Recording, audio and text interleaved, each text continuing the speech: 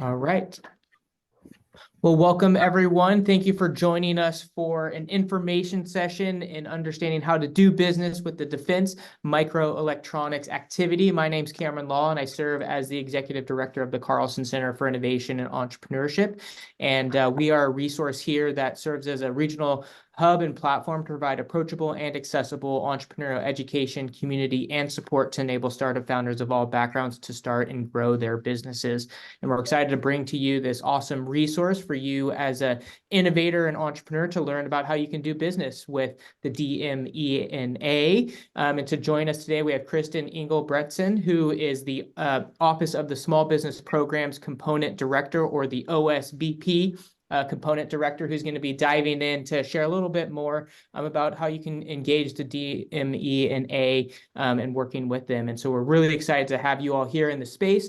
Feel free to use the chat feature if you have any questions, or the raise hand feature. I will help Kristen bring those questions in as you go. I'll be her sidekick for the next hour or so.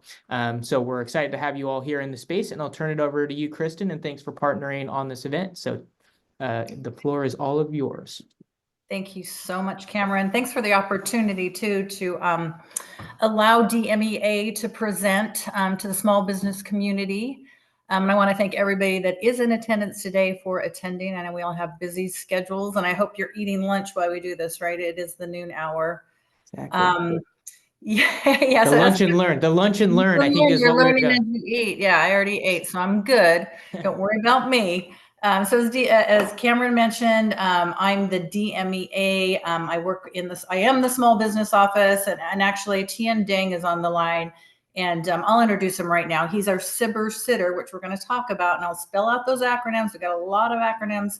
He's our CIBER sitter program manager, so he's on for technical questions because I am not the technical expert. I am the small business expert for DMEA's Office of Small Business Programs. I am the component director. Although I've only been with DMEA for a little less than 2 years, I have about 17 years of small business advocacy experience. So I started back in 2008 with the Small Business Administration, and I was what is called a business opportunity specialist. So I advocated for small businesses that wanted to work with the government and receive government contracts. So I did that for 13 years, somewhere right around there, and then moved on to the Bureau of Reclamation, the one that's here in Sacramento, California Great Basin region. And I was their small business specialist and a procurement analyst right during the pandemic for 18 months before starting this job, like I said, a little less than 2 years ago. So not the technical expert, because we have a lot of technical folks that work for DMEA, Tian Deng being one of them, but I am the expert as far as small business programs go. And I'm just going to shut off my camera we'll go along. If you want to save your questions for the end, for when we get to the question slide, that would be great. Type them in the chat. I see the chat there. So go ahead and just type those in the chat, and then we'll address those when we get to the question slide. All right, so here we go. Next slide, Cameron, please. All right, so DMEA, Defense Microelectronics Activity. What are we? So we're a federal research and development laboratory facility that was established in March of 1997, so quite some time ago, by the Deputy Secretary of Defense as the Department of Defense, or DoD. I'm going to throw all these acronyms at you, but I will spell them out at least the first time. And if you need to know what they are, again, please just put it in the chat. So Department of Defense, DoD, we're the Center for Microelectronics Technology Acquisition, Transformation, and Support. DMEA's mission is to deliver microelectronic solutions to meet the needs of the DoD. We take research from the lab, from our lab, and insert it into the field and into the hands of the warfighter. So warfighter, we collectively refer to all of our military agencies as the warfighter. So we provide all of these technologies to the different military agencies. I was talking to Cameron about all of our professionals. We've got a lot of really smart folks that work at DMEA, quite a few PhDs. double E's, most of them, and their mission is to provide critical products, services, and expertise to support defense operations and deliver weapon system readiness. They also ensure the sustainment of legacy capabilities, to offer just a minute, I'm looking at my notes. I'm sorry, give me a second. To offer a cost-effective alternative throughout the service life of a wide range of weapon systems. So windows of opportunity open and close pretty rapidly in this field.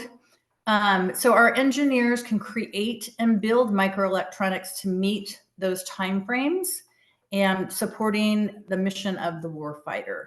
So really important mission at DMEA in the long run. We have a lot of really, like I said, smart people that provide the services to the warfighter. Next slide, please.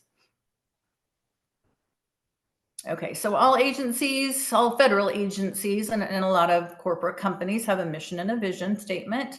There's DMEA's mission statement at the top there, and it's basically to provide, or to deliver rather, microelectronic solutions to meet the needs of the DoD, the Department of Defense.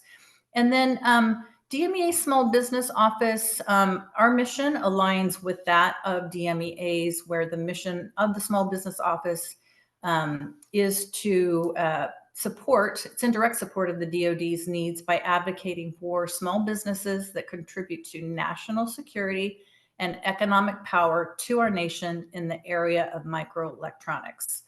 DMEA's vision is to be the trusted technical source for microelectronic solutions within the Department of Defense. And again, the Small Business Office vision aligns by maximizing small business opportunities through innovation and advanced technology microelectronics solutions.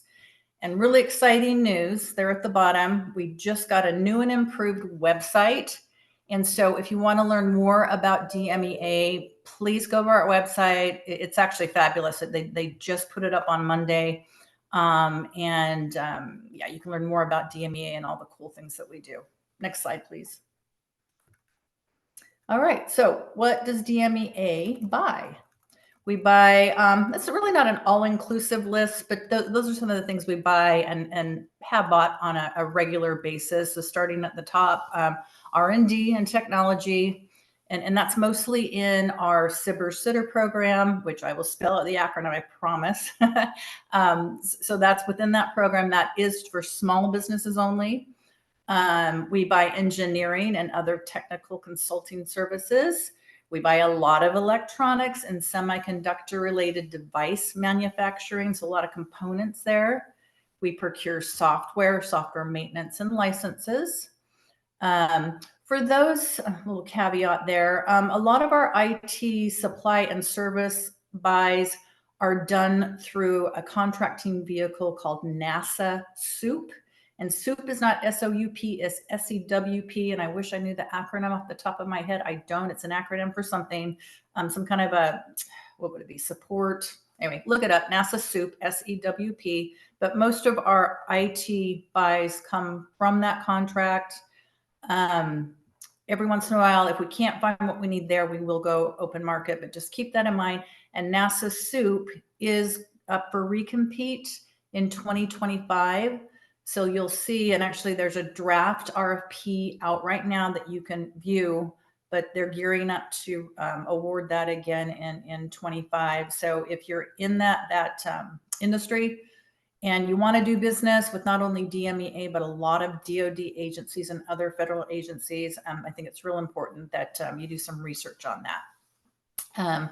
We also buy computer laptops, desktops, and anything to support the workers and our labs. Also laboratory scanner test and X-ray equipment. And of course, we have a facility, so we need facility support services. You can see them there. That contract, we have one big, what we call IDIQ contract. So it's a multi-year contract, indefinite delivery, indefinite quantity. That's the IDIQ. We just awarded that the end of 2023 fiscal year. So the federal government runs on a fiscal year, starts October 1st. So we just started 2024, October 1st through September 30th. So we just awarded that in September, and that won't be up for reaward again for another 5 years, as I mentioned. But there may be subcontracting opportunities with some of these long-term IDIQ contracts that I'm going to speak to further on in the presentation. Next slide. All right, so what this represents is DMEA's top 10 NAICS codes. And NAICS codes are the industry codes that stand for, oh my goodness, I should know this. North American, oh, I've been doing this too long, and so I forgot what the N was. North American Industry Classification System Codes. So that's what the federal government uses to define industries. If you worked with the state, they use USNPC, I think is the acronym for their code. But this is what the government uses. So if you're going to do business with the feds, you got to have at least a primary NAICS code and some other secondary NAICS codes identified. And I'll show you where you're going to identify those later on. Our top NAICS code is engineering services. However, those contracts, the contracts for engineering services are under what we call the Advanced Technology Support Program, which is a very large contract we have with a lot of large prime defense contractors. So a lot of those dollars there, or all of those dollars there, maybe 90% of those go to those large primes. So not much for small business in that number one ranking category, but definitely, excuse me, in the ones that you see down the list. And those are just the top 10. So we procure under a lot of different industry codes, and you'll see them listed down below. And again, not all inclusive. You know, we may procure under something different next year, the year after, but these are historically what we procure under. Next slide, please. All right, so I want to mention this here since I work in the small business office, small business advocate. The reason that agencies have small business advocates, small business professionals, they're called a number of things depending on the agency, the federal agency, is because there are regulations that mandate that government agencies provide, like it says there, the maximum practicable opportunities in its acquisitions to small businesses. And then you see everything after that, we call them socioeconomic categories. Actually, veteran-owned is not one of those, but the VA awards to veteran-owned small businesses, so it is included. The rest, service-disabled veteran-owned small business, HUB-owned small business, small disadvantaged business, we call that SDB, and women-owned small business concerns, we all refer to those as socioeconomic categories. So agencies need to set aside a certain number of contracts to reach their goals each year. There's statutory goals that are set by Congress, and you can see those listed there, 23% for small business overall, 5% for women-owned, 13% for small disadvantaged business or SDB. And that includes, if you've heard of the 8A, the number 8, the letter A program, that's inclusive of SDB.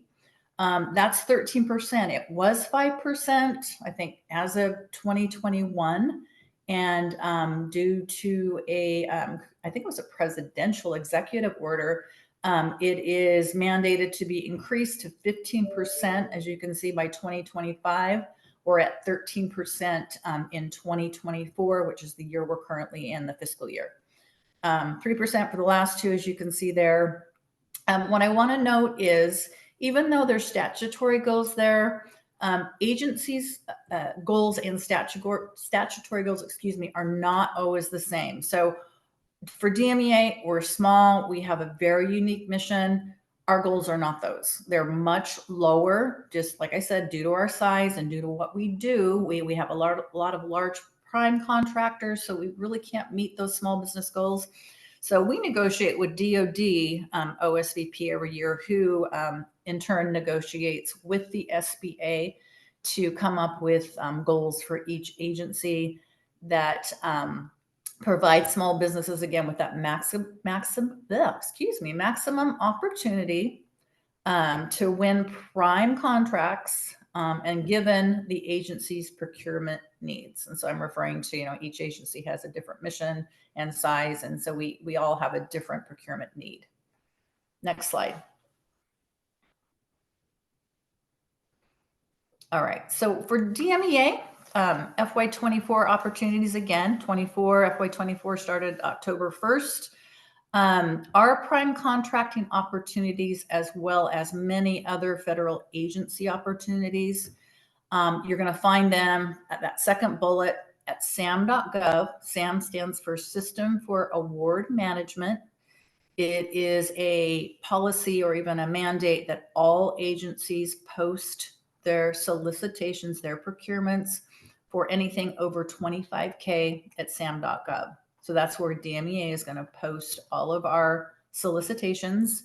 I do have an FY24 annual procurement forecast. And so if anybody listening would like a copy, please email me. I'll have my email at the end of the presentation and I can provide you with a copy. Other agencies may post theirs on their website. DMEA does not, but if you go to our website, our new and improved website, and go to the small business page or the doing business with DMEA page, you'll see reference to requesting it by email. So just make a note of that if you'd like a copy of that.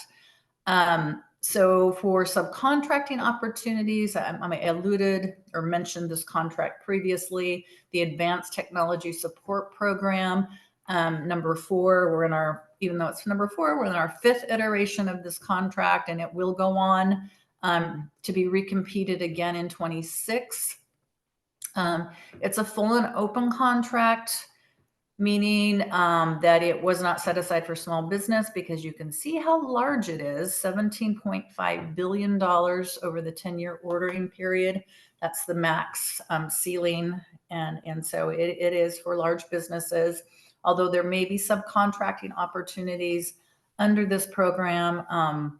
If you'd like to reach out to any of those prime contractors there to register, excuse me, I'm looking at my notes again, to register in their vendor registration databases. That's a way to do business with them. I just want to read to you what ATSP 4 is all about.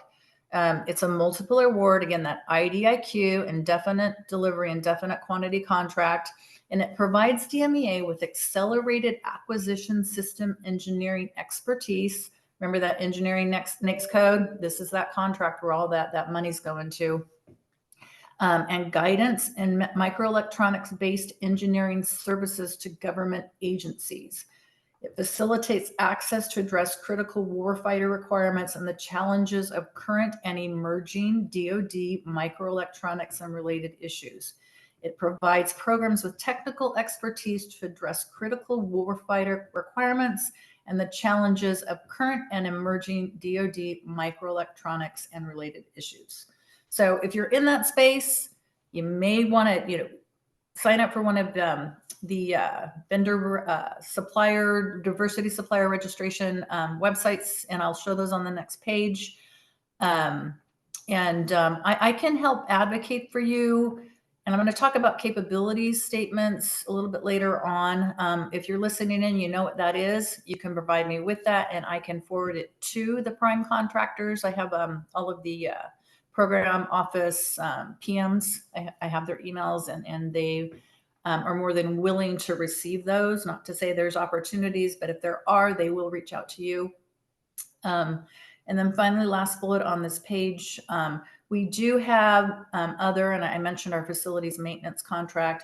We have other potential subcontracting opportunities with our other DMEA contract holders, prime contract holders.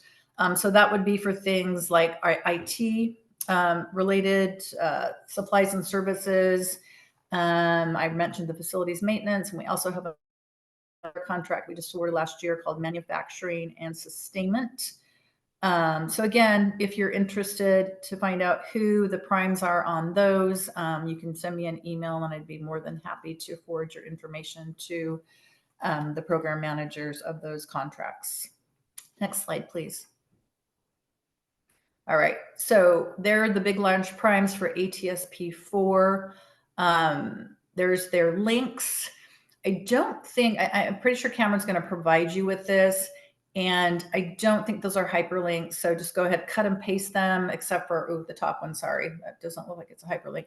Go ahead and cut and paste everything that's got the web address there. The top one you can just do a Google search on, and sign up to be one of their suppliers, so that you could be a potential sub, not only for the ATSP4 contract, but any other contracts that they hold. And that's pretty much the rule of thumb. If you want to be a sub to any large prime, you're going to go to their website and sign up to be a supplier with them. And I want to say something here about subcontracting. There's a lot of money to be had or to be made in subcontracting, to be a subcontractor to not only a large prime, but even the smaller primes. And that may be, what your niche is being a sub to a prime contractor, large or small. But if it's not, and your goal is to be a prime contractor, then it's a really great place to start as a subcontractor and get some experience, because past performance experience with the feds is really important. And they do look at your subcontracting experience as well. So I'm going to get off my soapbox about subcontracting, but yeah, don't think you have to be the prime. Subcontracting pays the bills as well. Next slide. All right, so I'm going to switch gears a little bit here, and we're going to go into the SBIR program discussion. And I told you I'd spell out SBIR, and there it is. It's so much easier to say SBIR than Small Business Innovation Research for SBIR and Small Business Technology Transfer Programs.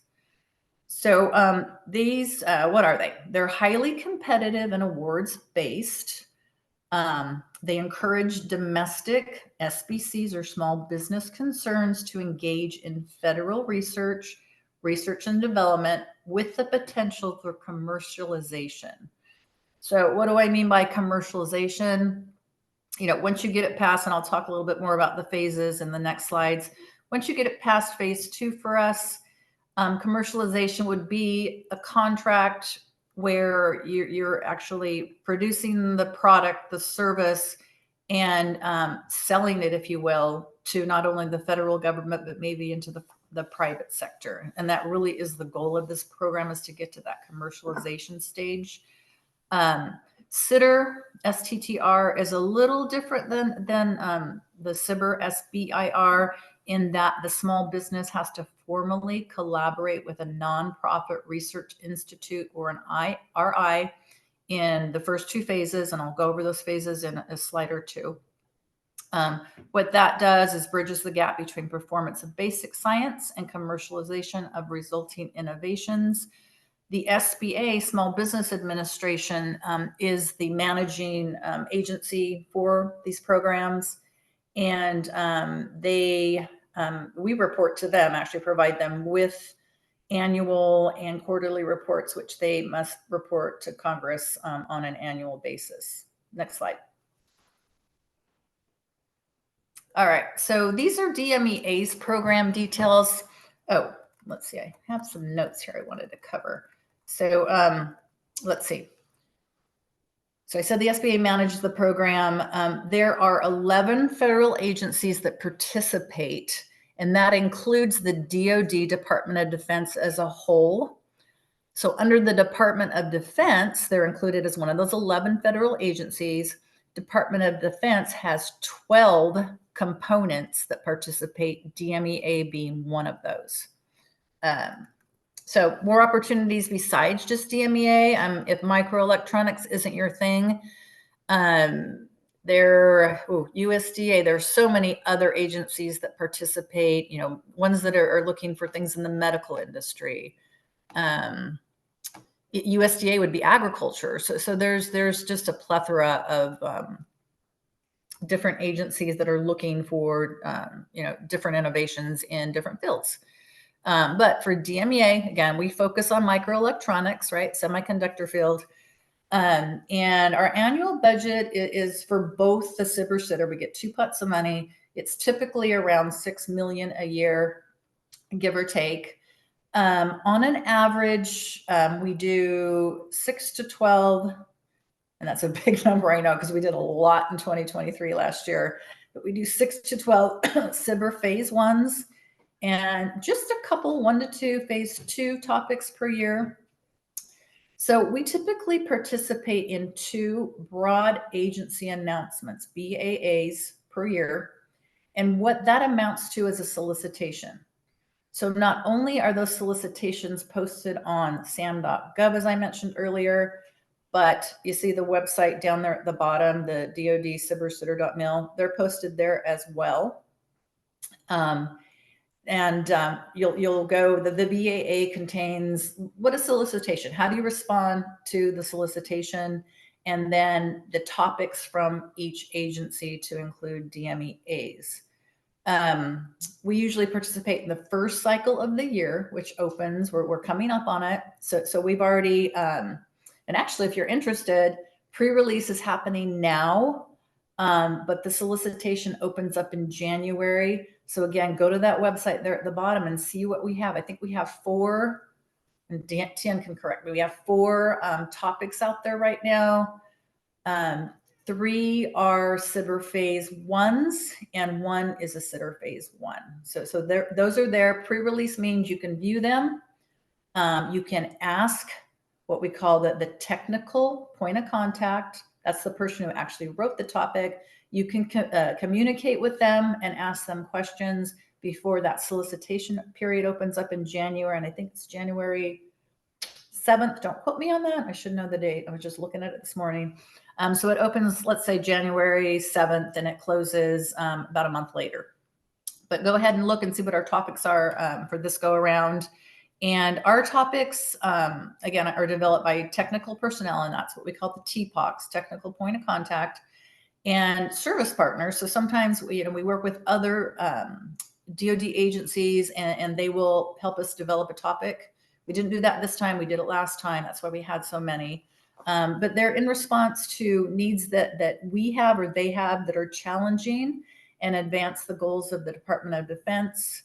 Topics must address what's defined, or must address, I'm sorry, technology requirement. So, some kind of a challenge or a solution is what we're looking for to a challenge that we may have or one of our service partners may have. They're prioritized with a preference to topics that lead, and this is for DMEA specific, that lead to manufacturing opportunities at DMEA and commercialization, and that grow the defense industrial base, or the DIB. So that's what DMEA's focus is. Other agencies, as I mentioned, have a different focus for their topics. And this is new as of last year. Each agency now is required to do an open topic, they're called. And these topics, and so we do that the last cycle of the year, and that one opens in September. But these are more generalized, and we're just closing out our open topic evaluation. We had a sitter phase 1 open topic.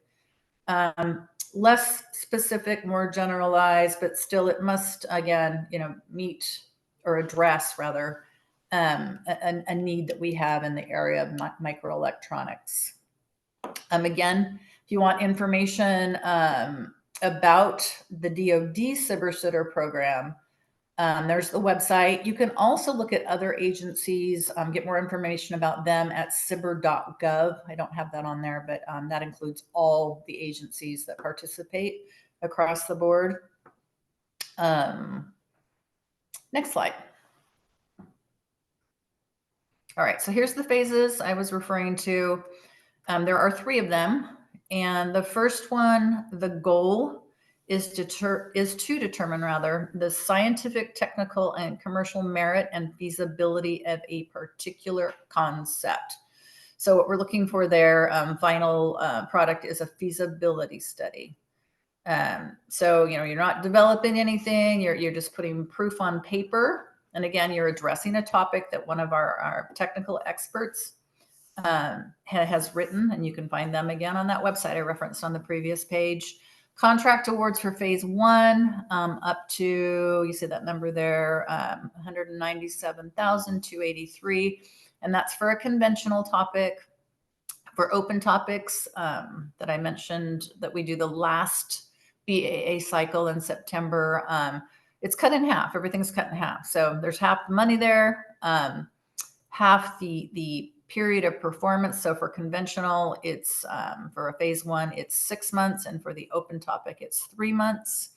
And that would be the same for either if it's a SIBR or a sitter topic. So if you're responding to one of these BAAs or solicitations, you're going to have 6 proposal volumes, or you can see the content. Phase two, the goal is to further develop what you've done in phase one. And only phase one awardees are invited to submit a proposal for phase two. And I'll talk about a little caveat on the next slide.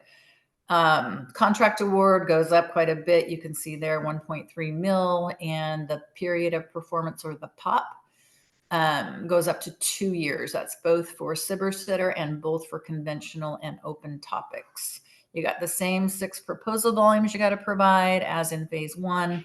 And the final product here is a prototype. So you've got to deliver a prototype with phase two. Next slide.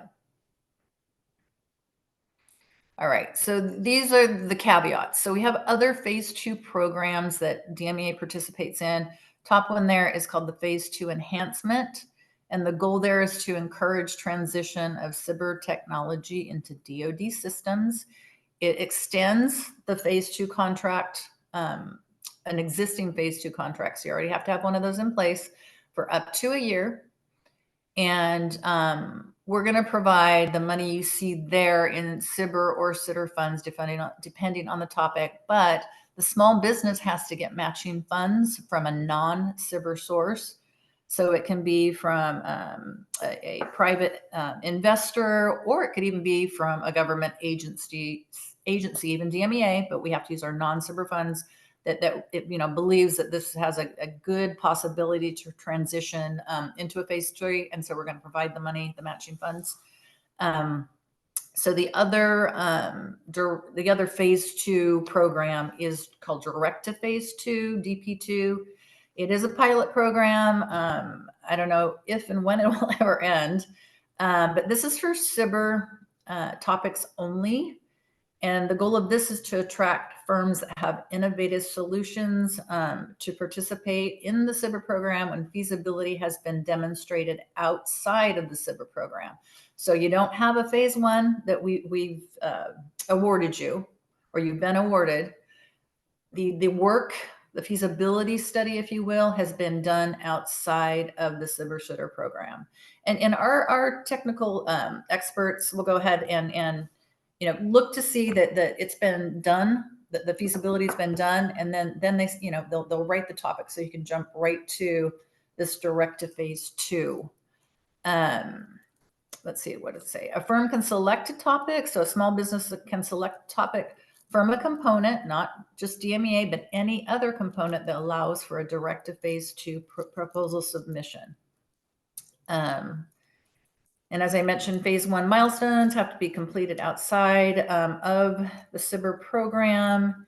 And the contract award amounts for this are the exact same as the phase two. So that 1.3 mil and the 24-month period of performance. Next slide, please.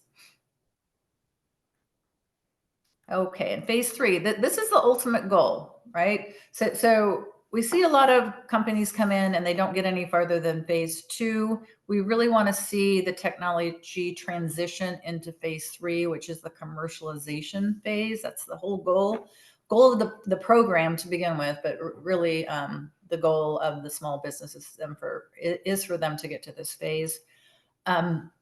This phase is not funded with SIBR sitter funds. It's done as typically a sole source contract award, which means that it isn't competed. It's going to the company that completed the phase two and have shown that they can commercialize.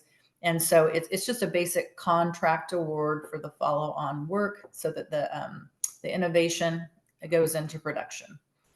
And the intended use is for the U.S. government, but it, can also be used by, say, DoD contractors as well. Next slide. All right, just some little bubbles to show you the flow of phase 1, 2, and 3. And some stats there at the bottom. So DMEA to date has awarded 2 direct phase 2s. We've done 1 phase 2 enhancement. Those are those other phase 2s, if you will. And I think I covered all the other details on there, but just shows you the flow. Okay, next page, next slide. All right, so these are some of DMEA's past topics, and some of these are pretty old. And DMEA is pivoting our manufacturing to silicon carbide. So some of these really might not be relevant, but they do give you an idea of the topics that our technical experts have written in the past. I haven't put any of 2023's on here only because, as you can see at the bottom there, I have to get all of these slides approved for public release. So I haven't had time to put those on and go back through the process of public release. So if you go to the website there at the bottom, you can see all of DMEA's topics from last year, and that'll give you more of a flavor of what we're doing now. What we migrated towards and what we're looking for. Next slide. All right, so I'm going to shift gears again. We talked about SIBR-SITR, and now I want to continue on with basically how do you do business with the federal government with DMEA? We are a federal agency. There's kind of a marketing 101 formula, if you will, to do business with federal agencies. So what you need to do, it sounds pretty obvious, but you'd be surprised. Do your homework. Are you a good fit? Are you a good fit for DMEA or any other agency? And happy to say again, we've got a new and improved website. So now you can do your research on our website and find out, learn about what it is that we do and see if your company can provide what things that can meet our needs, or if you're in that R&D space, respond to one of our topics in the SIBR-SITR program. You can, if you're trying to find an agency, and DMEA included, that you want to target, you're going to want to look at their past contracts again to see if you're a good fit. There's some websites there that I've listed. You can go there, do some research, see if the agency is a good fit, see if DMEA is a good fit, look at our website, look at our past contracts. If you're in SAM contract data reports, that last bullet there, our organization code, you can search for us by putting in the organization code, which is 9771, or just put DMEA in the search engine and it works just great because we're the only one. Can't confuse us with anybody else. All right, so I mentioned this earlier, prime contracts. We're going to search for the current opportunities at sam.gov. And again, if you want a copy of our annual procurement forecast, please email me. I also have another handout I don't reference here, and I call it our small business program guide. And it's pretty much everything I'm talking about here without the expanded SIBR-SITR program information, all in, I think it's 4 pages, double-sided 2 pages. So if you want a copy of that as well, please send me an email. So, we're talking about here about doing your research about agencies, some evaluation, and you've got to ask yourself, the last bullet there, the second to last bullet, do you have the government contracting experience, even local, state, that works, private sector?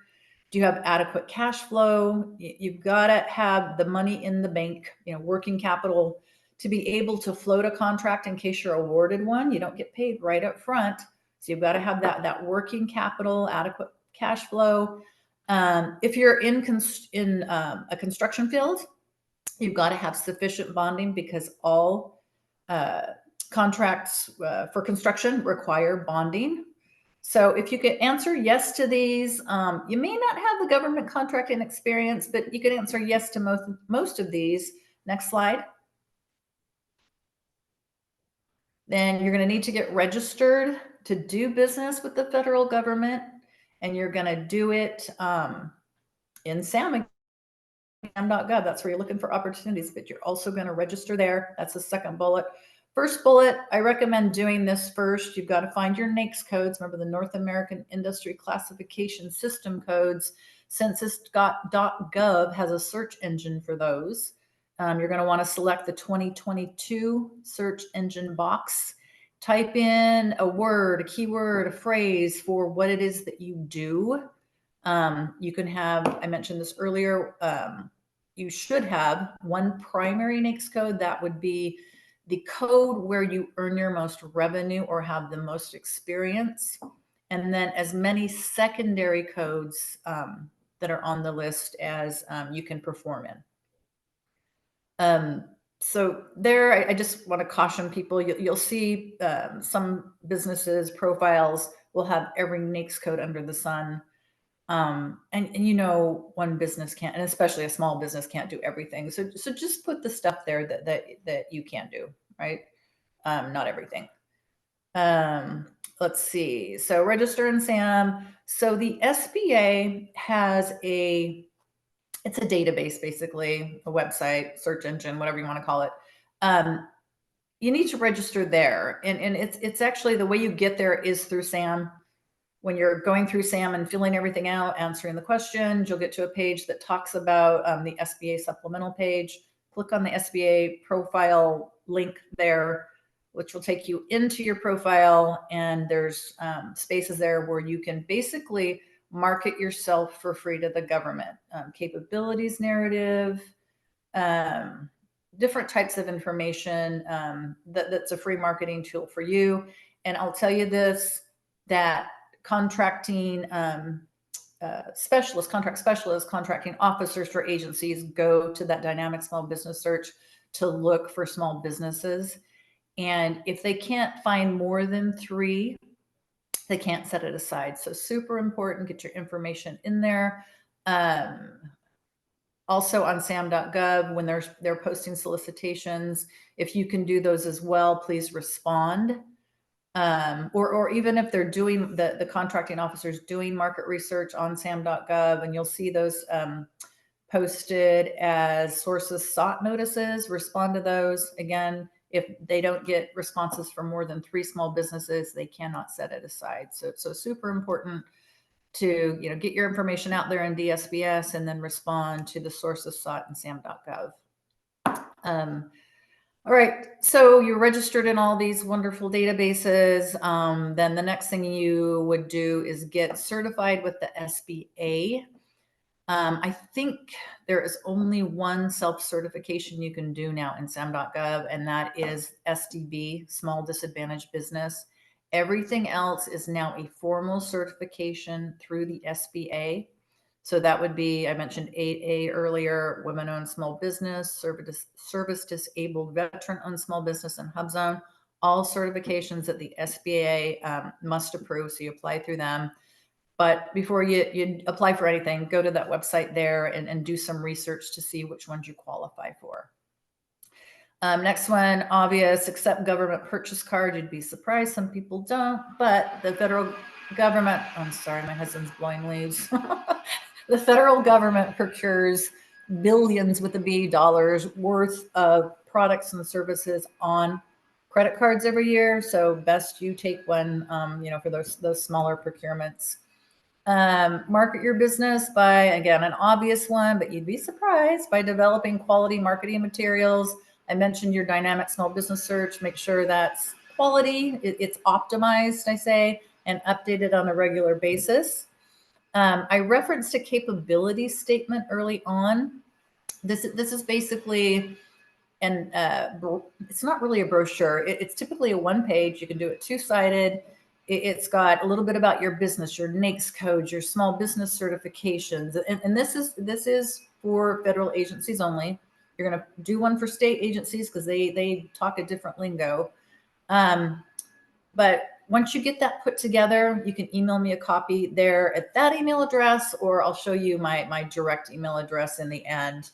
And a really good and I'll show you a link to them too, resource partner, we call them, that can help you with that federal capability statement is called the Apex Accelerator. And I'll show you a link where you can find one local to you. They can help you get that put together. Have business cards. I know that a lot of things are virtual these days, but there are events where it's nice to exchange business cards. So have a business card, and obviously a website. In this day and age, you got to have a website. No broken links. Make sure it's professional. That's your public facing platform, if you will. So make sure that it it reflects your business, professional. Next slide. Okay, more with marketing your business, build relationships with acquisition staff and DoD small business professionals. And that's the link for the entire DoD. So you can go, I think my name's listed there, but if you're interested in doing business with any of the DoD agencies, you'll find their small business person there. Attend events, procurement related events. Again, that's DoD's events calendar. You can view that there. There are a lot of agencies out there that have small business events. So, Google search it and find who's doing them in your local area. I think I beat this one to death. That's where you're going to look for prime contracting opportunities, sam.gov. DMEA's code is 9771. Oh, I did mention this earlier. I didn't know it was here. So in sam.gov, respond to the sources sought, and sometimes they call them, or sometimes there are pre-solicitation notices. Respond if you're a small business. We can't set them aside unless there are, I said 3 before, unless there are 2 or more, 2 or more qualified small businesses. We can't set them aside. It's not 3, it's 2. I don't know why I said 3. All right. And then back to subcontracting. SBA has a website there that subs post opportunities on. If you want to market to a large prime, go to their SAM profile and find their government business point of contact. You'll know what I mean when you go there, or if you've been there, you know what I'm talking about. Find out who that person is. That's who you want to market to. Go to contractors' websites, sign up as a supplier vendor, as I mentioned, and then find where they're having outreach events and go ahead and attend those, because it's all about when you're marketing your small business in not only to federal agencies, but anywhere. It's really about building relationships. You got to have that warm, comfy feeling with the federal government does anyway, with that small business or large business they're doing business with. And for the subcontracting, you can market to their what they call small business liaison officers, or they're sometimes called diversity managers. And just go to their website and look for that person, and that's who you want to reach out to. Next slide. All right, small business resources. Okay, I referred to them as resource partners, and that's from my SBA days. We called many of these on here resource partners, with the exception of Apex Accelerators, and that's who I would refer you to get help with your capability statement and with anything to do with not only federal government contracting, but state, local, utility. They can help you with all of that. They're an excellent resource. I can't say enough about them. SBA resource partners are the Small Business Development Centers, SCORE, Veterans Business Outreach Center, and Women's Business Centers. And they can't so much help you with the government contracting stuff, only the Apex Accelerators, but each of them has a specialty, if you will. Like the SBDC can help you with a business plan. SCORE, they're actually a bunch. They used to be a bunch of old retired former business owners, but they've kind of changed that branding, and it's professionals that have either owned their own businesses or in business and can provide you with mentoring in any aspect of your business. So it doesn't have to be federal or government contracting, just any aspect. VBOC, that's obviously for veterans, specific to veterans, and then the Women's Business Center, not just for women. That's another great resource to help you with your business, and you do not have to be a woman-owned business to take advantage of their help. And I didn't mention this, everyone on there, every resource on there, they do not charge. That they're free of charge. Their services are free of charge. So really, you're not alone if you're a small business and you're just starting out, or you're more established and need some help in a new area. There's your go-to list right there. And last bullet is, again, I've referenced this. This is more information on doing business with the DoD. That's the link there. Next slide. All right. We're to the Q&A slide. Any questions? I think I see 5 in the chat. Okay. I will go there, but I must put on glasses. So a lot of it was me to post the website and some things, but we did have one question from Kinsey. When you say microelectronics, what does that include? The areas you mentioned in your earlier slides, i.e. software. Well, so DMEA, I mean, that's what we do, microelectronics, right? We're in the semiconductor industry world, whatever.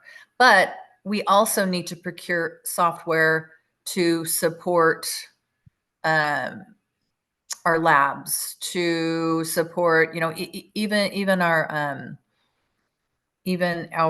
what kind of systems, just anything for general business. We need to procure software, yes. But some of it is to support our lab. If you can recall the slide that I showed what we buy, it's a plethora of things. It's not just things related to microelectronics. I mean, support for, yeah, if you want to go back to that. Yeah, right there. You got it. Very good. I think that was the only question in the chat.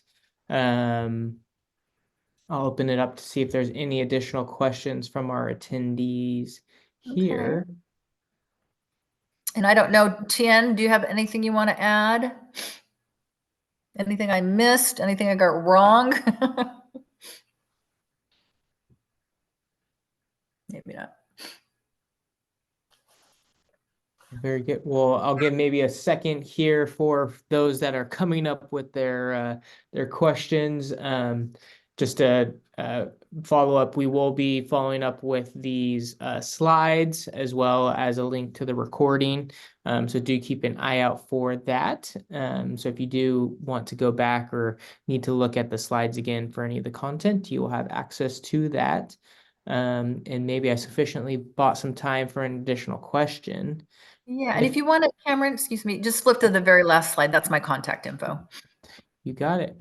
We're there. Very good. There it is. All right. So you can reach out to me. That's my direct email. The other one goes to the small business office, which includes Tien, who's our Sitter program manager.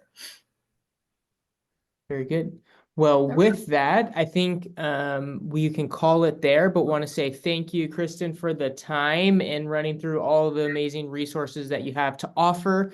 We do appreciate you taking the time to come in and share what you have to offer with our innovators and entrepreneurs, and we will be sure to share this resource. For those that are here, thanks for spending your lunch hour with us for this Lunch and Learn information session. But we do look forward to seeing you at future sessions, and don't hesitate to reach out to us. And we will make sure that you get these slides as well as a recording. But have a great rest of your day. Have a wonderful holiday season, and we look forward to seeing you about the ecosystem. All right. Thanks. Have a great day, everyone. All righty. Bye-bye.